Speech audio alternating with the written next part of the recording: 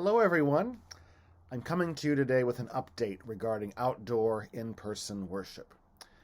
Now, first of all, I want to just thank all of you, really sincerely, for your overwhelming patience and understanding during this difficult time. The council and I know how hard it has been to not be able to worship together or see each other these last 6 or 7 months. You have all continued to be supportive and generous, both in your spirit and in your giving during this time, and that is keeping our congregation strong. Thank you so much for that. As a council, we find ourselves in a constant balancing act between our need to be vigilant and safe regarding the coronavirus and our desire to worship in person, keeping in mind that there is a wide spectrum of both risk tolerance and actual risk level in our congregation. Now, while Lynn is by no means out of the woods and is still considered a red area on the state map, the positive test rate has declined from close to 8% back in August at the beginning of the spike to around 3% now. So we've decided that for the remainder of October, while weather will still be nice, we will hold our Sunday morning worship services outdoors and in person with several restrictions. These services will be similar to our Masses on the Grass from the past, the full worship service with the sermon, readings, and communion. They will also be broadcast live on YouTube as we've been doing this whole time for those who cannot be present physically.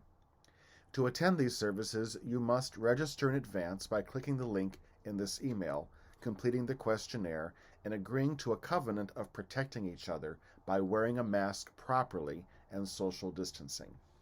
Specifically, masks must be worn at all times over the nose and mouth. As we have seen demonstrated in so many ways recently, this is the single greatest and medically proven way of protecting each other during this time. Wearing a mask over the mouth with the nose exposed, or touching or removing your mask while talking is not safe and cannot be allowed. You will also need to bring your own chair and sit at least 6 feet from other households. Special precautions will be in place for a safe preparation and distribution of the bread and cup, including only a single set of gloved hands coming into contact with them. Finally, we will need to limit the capacity to 40 people, including worship ministers.